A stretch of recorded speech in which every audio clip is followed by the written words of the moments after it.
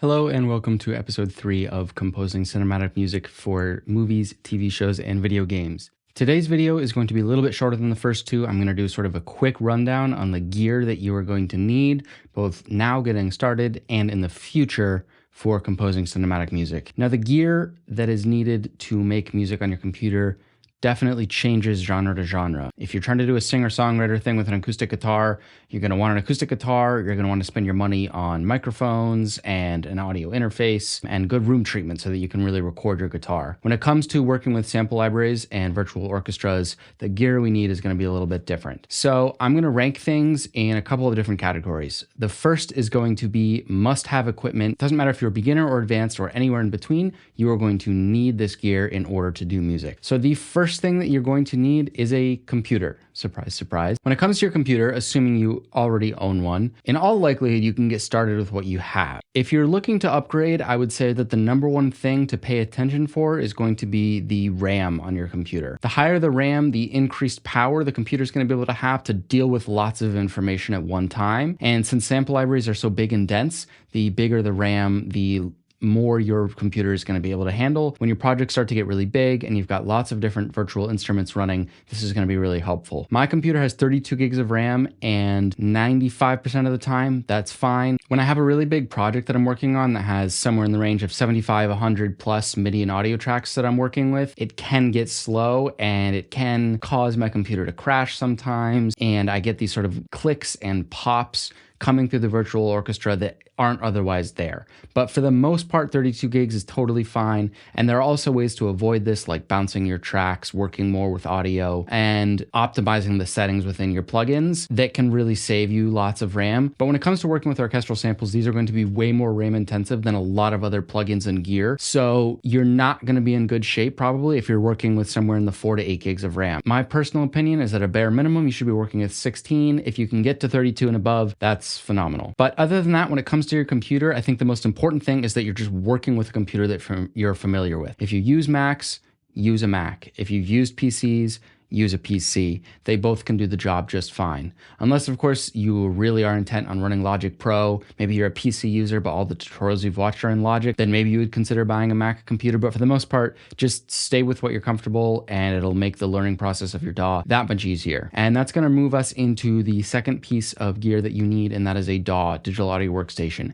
In the first 2 episodes of this Beginning to Compose Cinematic Music series, I talked about DAWs in both episodes, primarily in the first episode, however. A DAW is going to be our instrument of choice. It is going to be the instrument we use to create music. It is what hosts the sample libraries. A DAW is an absolute must. And in all honesty, I know that they can be expensive, but the reality is that unless you have the professional edition of a digital audio workstation, you are going to be severely held back with how much you can do. So if you've got the money and you're thinking of things to save for in the beginning, the 2 most important things are going to be your computer and your DAW. By a mile, before you spend money on sample libraries or anything else, make sure that your computer is going to be functional and make sure that you've got a DAW that works. As I've said, I use Ableton Live. I think it's a phenomenal DAW. I think it can do a lot of things really, really well. That being said, it's not optimized for scoring to picture. So if you really want to go all in on scoring to picture, I would recommend probably getting started in Logic or Cubase. If you're already familiar with the DAW and you're transitioning from another genre, then for now, you can totally stick to whatever your DAW you're using. When it comes to the process of creating the music, the DAW really isn't going to be the primary factor in whether or not your music sounds the way you want it to sound. Each DAW comes with its own unique quirks and flaws and upsides and downsides, but at the end of the day, the professional editions of Ableton, Logic, Cubase, and more can really do the job for what we're trying to accomplish in composing cinematic music. The next piece of gear that I'm going to throw in the must category is a decent pair of headphones. I have been working with these Audio-Technicas for a couple of years now. I don't know the model, but they're somewhere in the $150 price range. When it comes to getting started composing music, one of the things you're going to realize very quickly is that the quality of how you're able to listen to your music really affects your ability to create good music. In other words, composing music through your laptop speakers or over a TV or through your computer monitor is going to cause lots of issues. You're not going to be able to hear things well and in depth. You're not going to be able to hear things like panning. Different effects are going to be really hard to hear, and the composing process is just going to be significantly worse. On top of that, having a good pair of headphones actually makes listening to music so much much more enjoyable than just listening through your computer or through your cell phone, if that's how you've been going for the most part. Even if you've been listening through earpods, I know the AirPods are getting pretty good these days, but I still think that a good quality pair of headphones is a massive upgrade. And the reason I say headphones are the must and not studio monitors, for those familiar with studio monitors, is because in the beginning, unless you're privileged enough to have access to a studio whenever you want, the reality is a lot of the time you're going to be around people, you're going to be in a situation where you can't make as much noise as you want. Maybe you have neighbors or other people you're living with. Having a pair of headphones is going to allow you to do music whenever works for your schedule without being restricted by those around you, and this is going to be a huge advantage. Not to mention, I think that ear training is actually sort of easiest done on headphones. The difference between the left and the right and hearing different frequencies, I think, is best learned through headphones. Maybe I'm biased because I started that way, but having a good solid pair of headphones, something that's probably over $100. If you want to spend more than that, that's great. But somewhere in that $100, $150 is around the minimum probably that I'd start with in getting a good pair of headphones. So that's it for the must-have pieces of gear. You might be surprised that I'm not including in the sample libraries, and that's because I'm going to have a video where I talk about sample libraries probably way down the road. For the purpose of this series and getting started for the absolute beginner, like I said in the last video, I'm going to be working with just the free versions of the BBC Symphony Orchestra from Spitfire and their Labs piano just to get us started. So I'm not going to talk about sample libraries yet, although yes, of course, they are a must when it comes to producing cinematic music. So the next tier of gear that I'm going to talk about is what I'm going to call not technically a must, but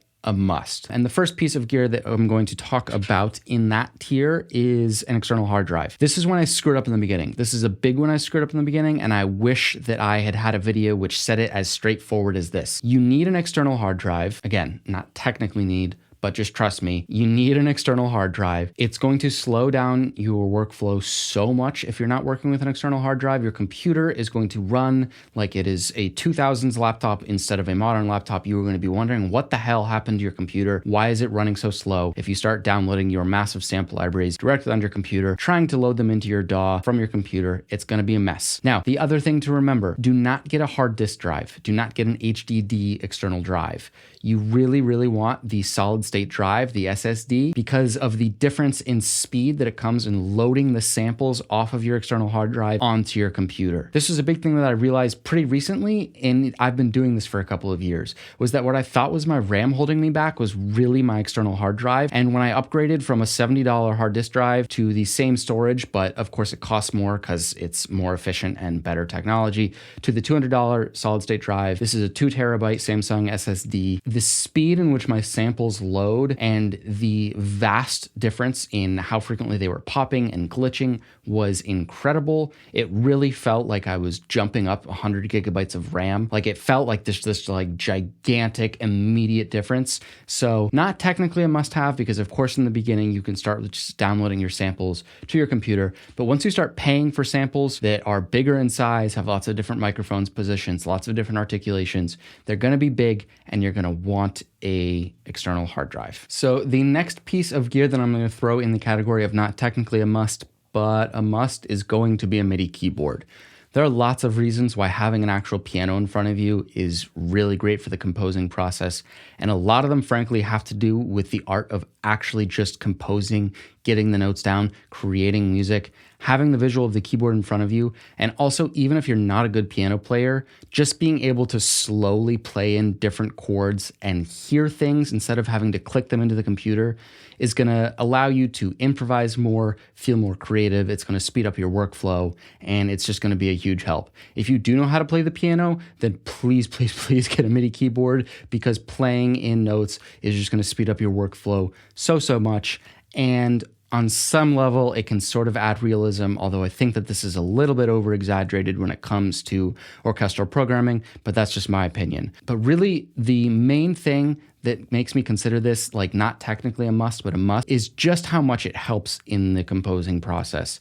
Like I said, when it comes to thinking of the next chord or where you want to go to forward your music, having the piano in front of you and being able to play around with some of your different ideas is going to help so much. To give you an example, one of the things that I struggled with a lot, and I still struggle with, and I think everyone struggles with in the music creation process, is that we're working on our ideas. Maybe we're coming up with a chord progression, and we find a chord that sounds all right, but maybe it's not the one we thought of in our head. It's not the one we were feeling was the next chord in our progression. But if we're just drawing in notes on Ableton or in our DAW, it can be really, really hard to have any idea as to what the chord is we're looking for, because you've got to drag all the notes up and down. You're hearing all the different chords back to back to back. It actually just makes it hard to figure out where you actually want to go next, as opposed to if you have the keyboard in front of you, you can hit your last chord and then try a different chord, and then try a different chord, and try a different chord, and you can just do it so much faster that it actually increases your creativity and will increase the quality of your compositions to have the keyboard in front of you. Not to mention, a good MIDI keyboard is going to be velocity sensitive. So when it comes to playing in short notes or different articulations, which are velocity sensitive, having that feeling of the intensity of the music you want through velocity is great.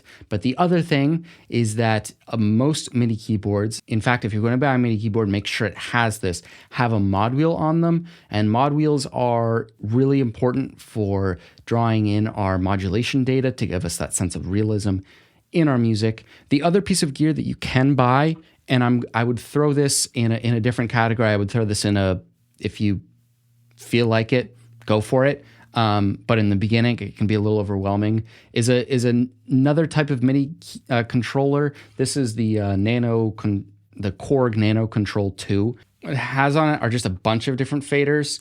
I'm gonna try and, so like I can use multiple different faders here and assign them to different things. So I can have my modulation data, my expression data, my vibrato, and a number of others.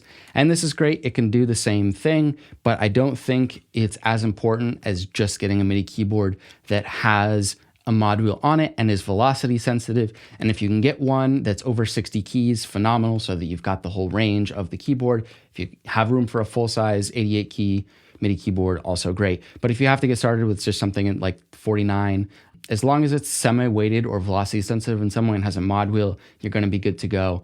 That's a piece of kit that I consider to be in the not technically a must-have, but probably a must-have. So after that, of course, is the MIDI controller that I just showed, that it moves us into the next tier of sort of like helpful but not necessary. In that tier, I'm going to throw the MIDI controller. I'm also going to throw studio monitors into this because I think it's so up in the air as to whether or not studio monitors are helpful. If you've got a treated room, if you've got a place where you're not going to be annoying your neighbors or family members, then phenomenal. Go for it. Buy studio monitors. But don't get bogged down when you watch videos from audio engineers and people who mix and master for a living who talk about how they'll never mix and master on headphones because headphones don't give a real true sound. We're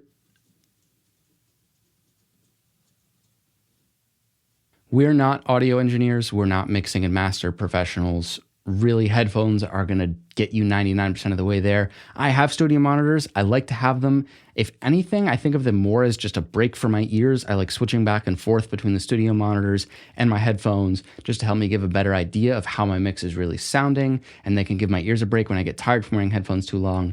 And of course, they do sound really, really great, and it's nice to listen to music through studio monitors, but they're in the sort of, you've been doing this for a few years, you know you're serious about it category of purchase. They're not necessary right off the bat the way that I think a solid pair of headphones is. So the final piece of gear that I would like to talk about is going to be an audio interface. This is also going to be in the great to have but not necessary category. I think that it can be a little bit overblown when watching YouTube videos, the impact on audio quality that an audio interface can have. The difference between plugging a good pair of headphones directly into your computer and into an audio interface is notable. I'm not going to say it doesn't exist, but an incredible musician will create incredible music regardless of whether or not they have an audio interface.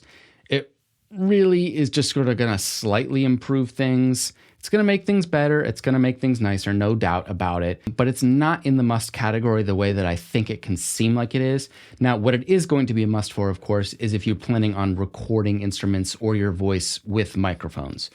USB microphones directly into a computer are just not good quality when it comes to recording. They can get you started, but if you want to really get a good guitar recording or a good vocal recording, you're going to want a microphone that comes with an XLR cable that's going to go into your audio interface and into a computer. So when it comes to audio interfaces, I started, like a lot did, with some version of a Scarlett. I've had two different versions of this in my life. This is the 18i8. I don't know. But it's got 4 different inputs was the reason I bought it, because back in college I wanted to start a podcast with my buddies and we needed 4 inputs. But I started with one that was just the 2i2, I believe is what it's called, their sort of $100 entry-level audio interface. Great for getting you started. But again, not necessarily a must-need, but a good thing to have. I currently do use an Apollo Twin X, which is a really high-quality audio interface. And I will say, for someone who's been making music and listening to a lot of music intensely for years and years and years, I can notice a difference in the audio quality between the Scarlett and the Apollo. But like I said, the amount of money that it takes to buy these audio interfaces, if you're just using them to improve the quality of the music that you're listening to and you're not recording instruments through microphones, like we're not doing a lot of the time when we're composing orchestral music on our computer, then this is going to be much more in the great to have but not necessary category. So that really does it for gear that you need to get started. I think that anything else you see is going to not be necessary and you're probably going to be getting clickbaited. The important things are going to be computer, DAW, sample library, headphones. If you've got those 4 and you've got good ones of all 4 of those, you're going to be in a really great spot. And then after that, focus on a MIDI keyboard and an external hard drive. And then after that, focus on an audio interface, room treatment, and studio monitors.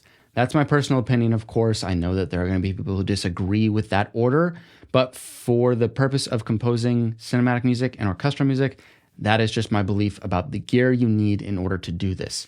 I hope that clears up some of the questions. I was trying to do this rather fast without talking too much about what this specific gear does because I didn't want to turn this into a super long video, and I really wanted this to just be more of a quick, informative, not necessarily understanding the gear in an in-depth way, but just like helping with that feeling of like, I need this, that, and 15 different things, and so I'm just not going to do it. So I just wanted to give a quick list of the different things that you are going to need to get started doing this. In the next video, we are actually going to start to get into things like melody and harmony and actually some music making.